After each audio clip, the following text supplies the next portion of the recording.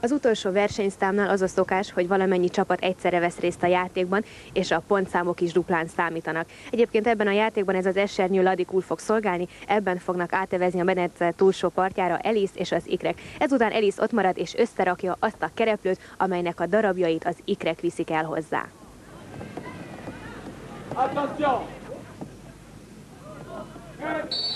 Mivel ez az utolsó, a 8. játék, itt valamennyi csapat egyszerre küzd egymással, de persze nem csak egymással, hanem a hideg vízzel is, ebbe beleborulni, beleesni nem túl szerencsés. Nagyon nagy evezés folyik, itt még mind a hárman, az ikrek is és Alice is az esernyőben ülnek, aztán majd Alice-t kiteszik a túlsó parton. Itt a magyar csapat már a kereplő darabja is ott van, csak gyorsan ki kell mászni majd az esernyőből. Ez is csúszik, vizes, nedves, csúszik, de másodikként értünk föl. Hogyha továbbra is így haladunk, akkor még jó helyezésre is számíthatunk.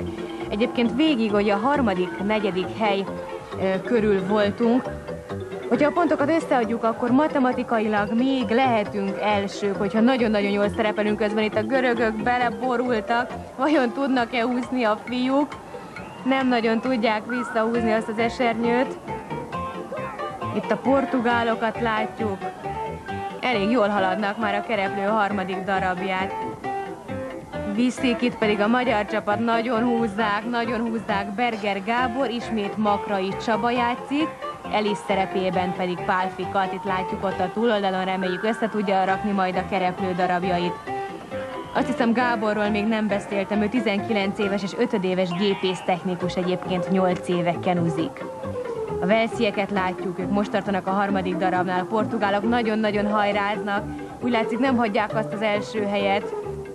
Katinak itt vigyáznia kell, hogy le ne csússzon, de a fiúk ügyesebbek, felviszik neki a kereplő darabokat. Szóval matematikailag még lehetünk elsők, de azt hiszem, hogy ez túlzott remény. Ahhoz nagyon-nagyon jól kéne teljesítenünk. A többieknek pedig, akik most elől vannak, például a portugáloknak nagyon-nagyon rosszul, és ez már most lehetetlenség, hiszen nagyon elől vannak. Már mi sem vagyunk lemaradva. Úgy tűnik, hogy még nem vagyunk készen, ők a svájciak, a portugálok is készen vannak, és nekünk úgy látszik, még mindig nem sikerült összerakni a darabokat, még mindig ott küzdünk. A velsziek is, nem mintha ez vigasztalna, a görögök pedig most úsznak ki, én nem tudom, hogy hány darabot raktak össze. Gyanítom, hogy nem túl sokat. Önök nem látják, kedves nézőink, de innen a tribről tisztán látszik, hogy a magyarok, a svájciak és a portugálok mögött a 3. lettek, ezzel megelőzték az olasz csapatot, és ezzel mindenképpen jobb helyezésre számíthatunk, hiszen itt a pontok most duplán számítanak. A görögök nagyon vidámak, most is mosolyognak mind a hárman, hát én nem tudom, hogy minek örülnek, talán annak, hogy nem fulladtak bele a vízbe. Már ez is egy teljesítmény, de teljesíteniük túl sokat nem sikerült. És ez a sípszó jelzi a futam végét, a portugálok boldogok, nagyon jól játszottak. A görögök is örültek, pedig ők nem annyira. A csehek fizikailag még bírták a versenyt, de a kereplő darabjait már nem sikerült összerakni. Ez pedig már a lassítás egyik izgalmas pillanat, bár nem illik kárörvendőnek lenni, amikor a görög esernyő léket kapott. Ez pedig az eredmény. Nézzük az utolsó játék eredményét, a pontok duplán érnek.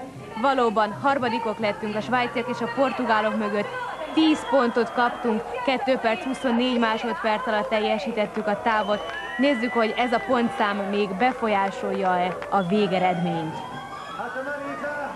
Harmadikok lettünk, ez nagyon-nagyon szép teljesítmény. 47 pontot gyűjtött a paksi csapat. A svájciak és a portugálok előztek meg mindössze. Én azt hiszem, hogy ezzel a bronzéremmel igen elégedettek lehetünk, hiszen a portugálok egyenletesen nagyon jól játszottak. Nagyon nehéz lett volna őket megelőzni, tehát ez is egy szép teljesítmény a paksi csapattól. Ez a bronzérem, ez a 3. hely.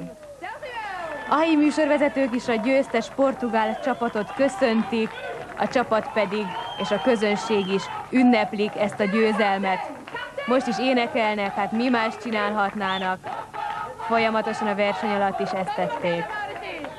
Igaz, hogy mindig ezt az egy dalt hallottuk tőlük, talán ez a legnépszerűbb Portugáliában. Közben pedig megkapták Elisztől és a kalapostól a jelképes ajándékokat is. Elég szerény, egyszerű körülmények között, de azért a csapat így is boldog, és továbbra is énekel. Hölgyeim és uraim, ez volt a játék határok nélkül első játéka. Reméljük, hogy jól szórakoztak. Következő adásunk Olaszországból jelentkezik, ahol majd hazánkat Debrecen csapata képviseli. Addig is viszontlátásra!